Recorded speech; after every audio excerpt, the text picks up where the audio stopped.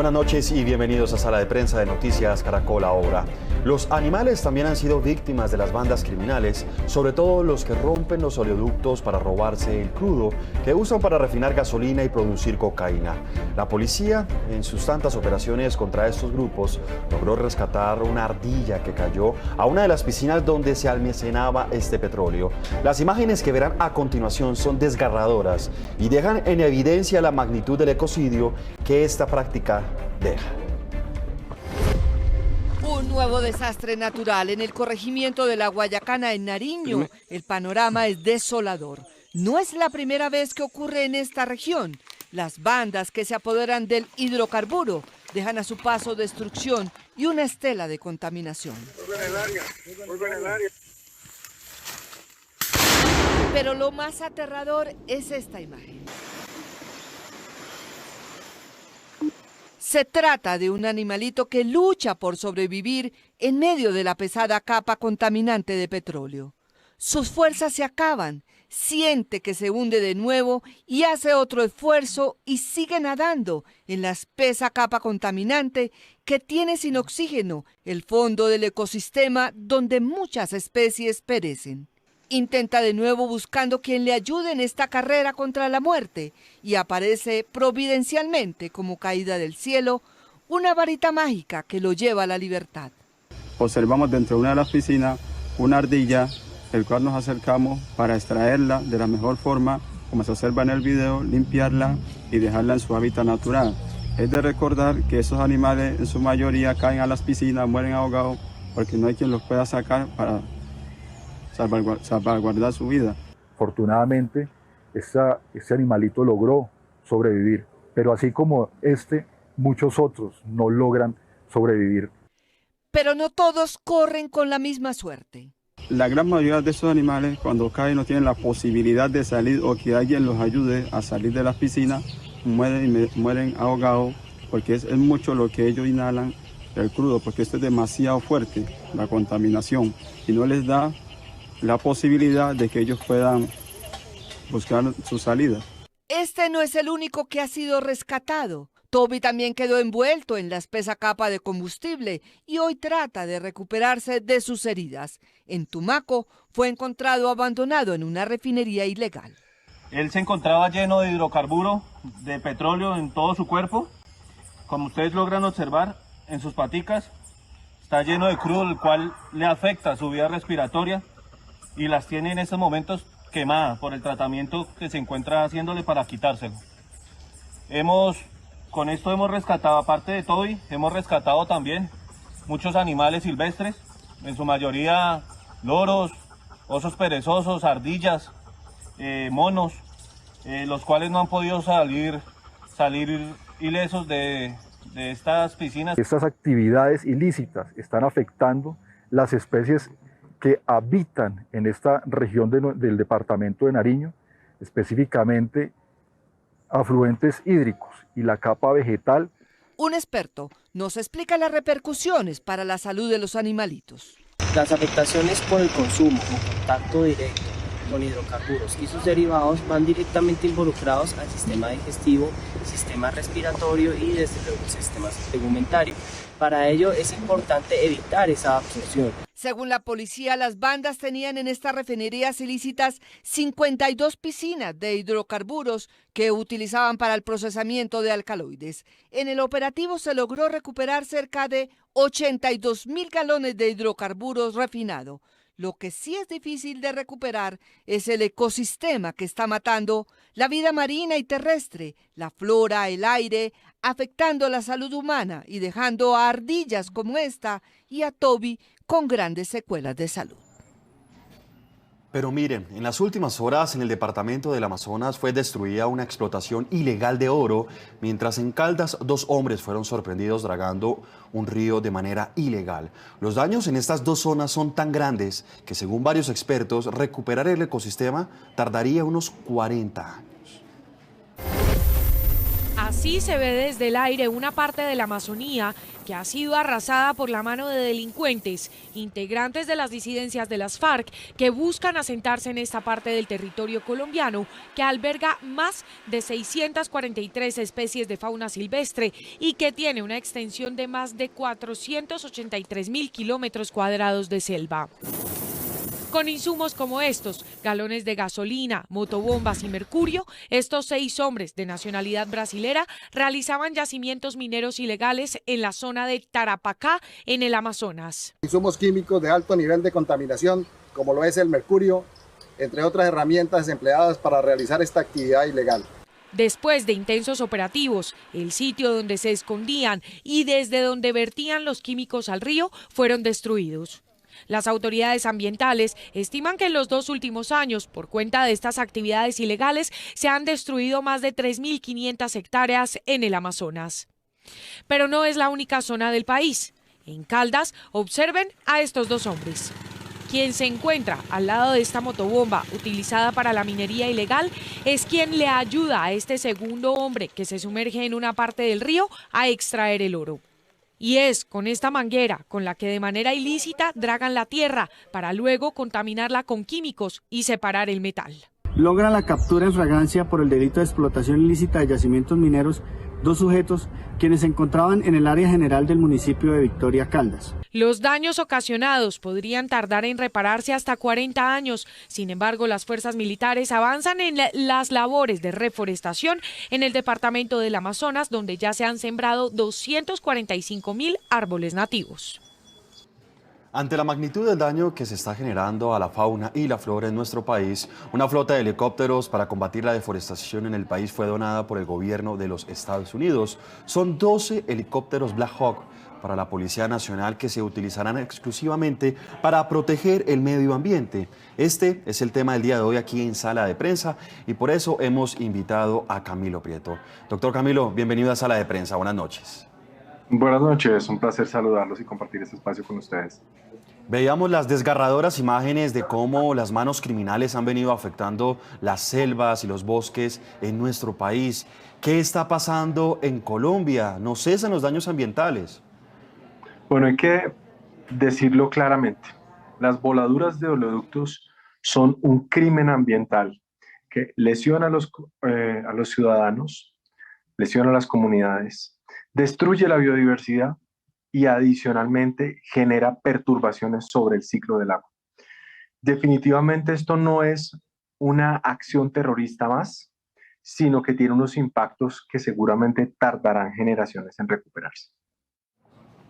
Doctor Camilo, dicen los expertos que son más de 40 años que se pueden tardar en esta recuperación del ecosistema que prácticamente no tiene la certeza de que se vuelva a la normalidad como estaban en días anteriores. Y más que este tipo de actos vandálicos o actos delincuenciales se están produciendo en parques naturales y protegidos, ¿no?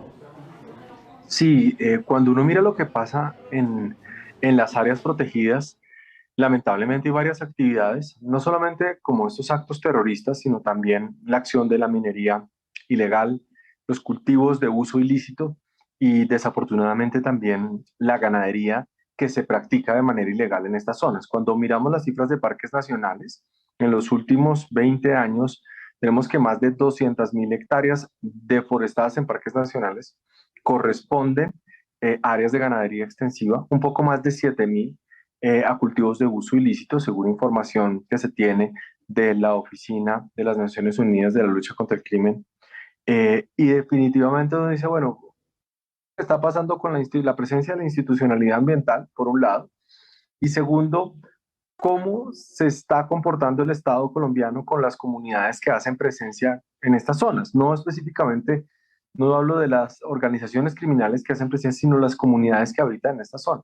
Ahí es donde uno siente que es clave establecer un diálogo con las comunidades que habitan alrededor de estas zonas protegidas. Doctor Camilo, veíamos y me llamó algo la atención en los informes que apreciamos anteriormente y es que son personas extranjeras que han venido a nuestro territorio y están haciendo este tipo de extracciones ilegales, que es algo que también llama mucho la atención, ¿no? Sí, desafortunadamente Colombia, bueno, no es solo Colombia, es todo el trapecio amazónico se está convirtiendo en una meca para las actividades criminales relacionadas con maderables ilegales, con la minería ilícita que mencionamos hace un momento, con cultivos de uso ilícito y también con agricultura y ganadería ilícita, porque es que desafortunadamente en esta zona del globo tenemos ese tipo de actividades que uno diría, pero ¿cómo puede existir de manera ilícita la agricultura? Claro, tenemos cultivos de palma africana en zonas prohibidas, se tiene también pastoreo en zonas prohibidas y evidentemente también cultivos de uso ilícito de coca. Lamentablemente sí, por la debilidad institucional que tiene nuestro país, que tiene Venezuela y que tienen nuestros vecinos, y potenciada también por la negligencia gubernamental que existe en Brasil, porque eso hay que decirlo abiertamente, pues eso estimula la migración de estructuras criminales que han llegado pues a seguir avanzando en lo que tiene que ver con la destrucción de la selva amazónica. O sea, esta depredación no se ha acelerado, todo lo contrario. Si uno mira, por ejemplo, las cifras en Colombia, dice, bueno, ¿cómo estamos en los últimos 20 años en deforestación? Más de 3 millones de hectáreas deforestadas y más de 1,5 millones de esas hectáreas se han concentrado en la Amazonia. Y no ve uno que este fenómeno se esté desacelerando. Entonces ahí es donde es necesario, eso quiero resaltar, una mayor presencia de la institucionalidad ambiental, no solamente de Colombia, sino de todos los países que hacen parte del Amazonas. Camilo, me quiero detener en el caso de los oleoductos que son en la gran mayoría volados con explosivos. ¿Qué efectos pueden generar en el ecosistema al momento de que se derrama este crudo? Veamos el caso de la ardilla que logró salvarse de milagro. Sí, las acciones terroristas de volar oleoductos tienen por un primer lugar impactos sobre las comunidades. Lo decía hace un momento, lesionan las comunidades porque deterioran variables de salud pública, disminuyen la posibilidad de acceder a recursos hídricos, contaminan los suelos, contaminan los cultivos. Por otro lado, estos vertimientos generan hipoxia y reducción de la tensión de oxígeno en todas las corrientes de agua que van cubriendo. Y por otro lado, también cuando caen sobre la piel de los animales terrestres, pues evidentemente le generan muchísimos problemas, como ya lo describían hace unos minutos, alteran completamente la fisiología de los animales. Entonces, este impacto de la voladura que a veces estos grupos creen que solamente están afectando la economía de las empresas, definitivamente no es así y van generando unos pasivos ambientales que terminan por fuera. Lo veíamos, por ejemplo, en los acuerdos de La Habana, ¿no? Todos estos pasivos ambientales quedan como perdidos, ¿no? Quedan sin tener en cuenta. Entonces, ahora que se está hablando de un nuevo proceso de paz con el ELN, ojalá este sea un tema de conversación y se evalúen cuáles son esos pasivos ambientales que tiene el ELN con el país, con los ciudadanos y con la biodiversidad, en tanto que estas voladuras de oleoductos han tenido un impacto dramático en los ecosistemas a lo largo de la historia de este grupo. También veíamos que cuando se generan este tipo de atentados, gran parte de este crudo del petróleo llega a caudales, a ríos, y eso también afecta tanto a cultivos como también a campesinos que de pronto necesitan de esa misma agua para sobrevivir o pues para bañarse incluso. Así es, el efecto que esto tiene se llama un efecto aguas abajo, y es que a partir de donde se genera el vertimiento es un efecto en el que, si bien puede ir diluyéndose la concentración del crudo que va contaminando, va hasta muchísimo más abajo. El impacto no es local, sino tiende a distribuirse, porque además eso es un fenómeno conocido como escorrentía. Ese crudo termina no solamente llegando ahí al suelo, sino que por ese fenómeno de escorrentía termina llegando a las fuentes hídricas, y a su vez esto hace que migre y el daño se expanda. Incluso eso también potencia el daño, la proximidad a las fuentes hídricas. Es dramático ver cómo las personas tratan de generar mecanismos de contención, de protección, sin ningún éxito. Y lo único que termina ocurriendo es que es el tiempo el que va dando espacio para que se termine, entre comillas, limpiando las fuentes hídricas, pero la afectación que queda sobre los suelos y sobre los ciclos reproductivos en estas mismas fuentes hídricas son realmente muy profundos. Y esto incluso, esa ausencia de disponibilidad del recurso hídrico puede presionar a que las comunidades tengan que desplazarse, puede tender a que temporalmente o definitivamente tengan que migrar. Camilo, ahora quiero pasar a la deforestación que le veníamos también mencionando anteriormente y veíamos lo que está sucediendo, por ejemplo, en la Amazonía. Se han hecho diferentes labores por parte del gobierno anterior, de este gobierno, con operaciones militares, la Artemisa, que se mencionaba en su momento, que buscaba preservar la naturaleza, cuidar los parques naturales, pero pareciera que esta deforestación no cesa. La estrategia peor elegida para confrontar el problema de la deforestación es la militarización de un territorio como política exclusiva. Acá tiene que haber una suma de instrumentos para poder detener la depredación de los bosques. ¿Cómo se puede lograr? Entendiendo que se necesita el apoyo de las comunidades, involucrarnos en el cuidado de los bosques a través de proyectos de desarrollo con enfoque territorial, uno. Segundo, un aumento de la presencia de la institucionalidad ambiental en las zonas protegidas. Tercero, una presencia del Estado que permita garantizar a los ciudadanos un acceso efectivo a sus derechos, es decir, educación, salud y adicionalmente, sin duda, también la presencia de la fuerza pública y del aparato judicial que permita hacer cumplir de manera contundente el cumplimiento del estándar ambiental. Pero es una ecuación, no es solo ese elemento de la militarización que siempre va a fracasar, sino debe ser la suma de todos los elementos que he mencionado. Camilo, pero usted menciona algo muy interesante y que me llama la atención y es militarización. Siempre se ha mandado ejército, tropas, precisamente para preservar la naturaleza. Llegan los hombres, hay confrontaciones, logran recuperar ciertos terrenos. En materia judicial, el Congreso aprobó unas nuevas sanciones y delitos ambientales para endurecer o robustecer todo el sistema judicial para las personas que cometan este tipo de delitos ambientales. Pero a pesar de que hay militares, a pesar de que hay nuevos delitos ambientales y se incrementaron las penas para las personas que hagan este tipo de acciones, esto sigue sucediendo en el país.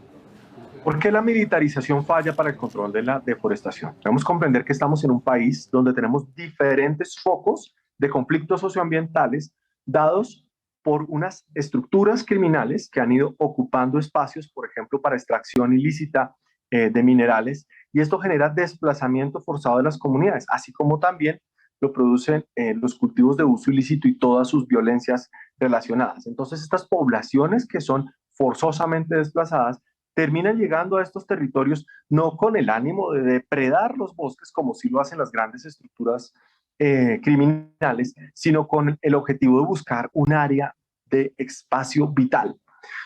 Y esto merece una atención especial, porque además es un problema cada vez creciente en nuestro país. Hay que recordar que además del desplazamiento interno que nosotros tenemos por estos fenómenos de violencias, también tenemos una migración que proviene de Venezuela, que obviamente termina amplificando la complejidad de lo que son las migraciones. De tal suerte que por eso la militarización como elemento único de control de la deforestación siempre será un absoluto fracaso. Creo que por esto el enfoque que está dando el nuevo gobierno con la ministra Susana Muhammad apunta más a visualizar la complejidad que tiene la deforestación en nuestro país como un fenómeno relacionado no solamente con estructuras criminales, repito, sino también con el fenómeno de desplazamientos forzados vinculados a tensiones socioambientales. Camilo, hoy el gran anuncio del gobierno nacional es esta donación que hizo los Estados Unidos de 12 helicópteros Black Hawk, precisamente para patrullar y proteger ciertos territorios nacionales. ¿Usted cree que de pronto esto puede servir para algo, teniendo en cuenta lo que mencionábamos anteriormente? Sí, totalmente, porque es uno de esos elementos. Por ejemplo, verificación de las dragas, acción sobre las dragas directas. ¿Dónde están? ¿Están ubicadas acá? ¿Tiene que haber una draga? No, no tiene por qué haber una draga acá. Entonces, todos esos, si uno suma la tecnología satelital, aumentar la operatividad de campo va a permitir que la presencia del Estado también se dé bajo esa estrategia militar que tiene que atacar a las estructuras criminales que están destruyendo nuestros ríos y que están destruyendo los bosques tropicales, con el fin de obtener de manera ilegal réditos sobre el uso de los recursos naturales. Entonces, este es un elemento muy importante. Sí, y en eso soy enfático. Si ese fuera el único elemento, esto tendería a fracasar, pero es uno de ellos y muy relevante. Y además, que trabajar de la mano con Estados Unidos para el control de la deforestación y también de poder a estas estructuras criminales, seguramente le permitirá al país acceder a mejores tecnologías para el estudio y supervisión de las dinámicas de lo que está ocurriendo en este amplio territorio. Camilo, pero eso no se venía haciendo, tengo entendido, y según los anuncios del gobierno anterior, tenían aviones no tripulados, había tecnología también norteamericana, habían sobrevuelos, acompañamiento de las Naciones Unidas, se venía haciendo una supervisión de manera satelital de la deforestación en Colombia, de campos obviamente sembrados con coca.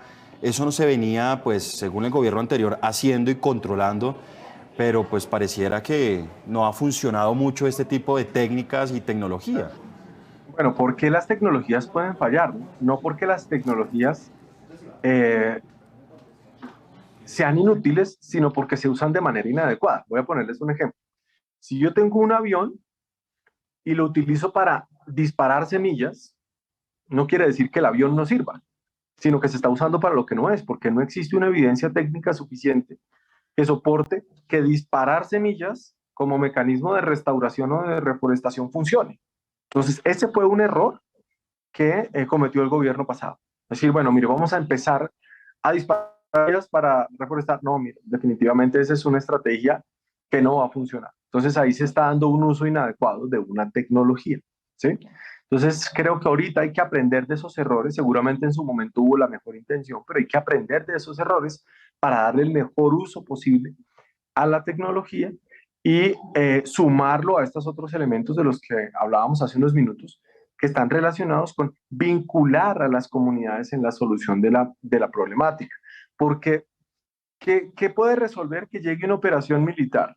Captura a unos campesinos, listo, y lo muestra como un triunfo, cuando estos realmente no son la estructura criminal que está depredando realmente la selva, sino por eso tiene que haber, insisto, ese proceso de acompañamiento y de una identificación de cuáles son esas poblaciones que están siendo desplazadas. Voy a ponerles un ejemplo dramático. La comunidad, la etnia Nucacmacú, está siendo desplazada de un parque nacional, de un área protegida. ¿Qué es bien área protegida? Que es una población nómada que por una presión de cultivos de palma, además ilegales, están cada vez viendo más coartados todos sus corredores de migración natural que ellos tienen dentro de sus comunidades. Pues, si no se tiene en cuenta a las comunidades, estos proyectos de control de deforestación van a tender a fracasar. Camilo, finalmente, también en los últimos días ha sido noticia el tema de las invasiones por parte de comunidades, hay quienes dicen que son bandas criminales las que están detrás de estas invasiones, incluso también salió la noticia, se informó que habría gente quemando lugares para empezar a ocupar este tipo de territorios. ¿Cómo manejar este problema que hasta ahora está iniciando y que de pronto puede desembocar en una deforestación más grande, más amplia, para ganar terrenos? Sí, yo creo que acá hay que separar la conversación de lo que es el desplazamiento forzado por estructuras criminales hacia los bosques, hacia las áreas protegidas y la invasión de la propiedad privada, que es un delito, porque la propiedad privada está protegida desde la Constitución, de ahí para abajo en todas las normas. Entonces la atención es completamente otra. Adicionalmente, porque estas personas de lo que hemos podido ver que están invadiendo algunos predios privados, no lo hacen específicamente en áreas de conservación de esos predios, sino en zonas productivas de esos predios. Entonces creo que ahí sí la acción no tiene que ver de resolución de ese conflicto, tanto con la institucionalidad ambiental, sino con otras instituciones del Estado. Es importante tenerlo en cuenta, Camilo. Pues hasta acá, sala de prensa. Muchas gracias como siempre por estar con nosotros y pues hablar y analizar esta problemática que realmente tiene en alerta a las autoridades y también a un país que está viendo estas imágenes que vimos al inicio de estos animales muriendo por actos terroristas y por la deforestación en Colombia. Camilo, gracias. A ustedes muchas gracias por la invitación. Una feliz noche. Y a ustedes también muchas gracias por estar conectados con nosotros. Hasta aquí Sala de Prensa. Sigan conectados con toda la programación de Noticias Caracol Ahora. Feliz noche.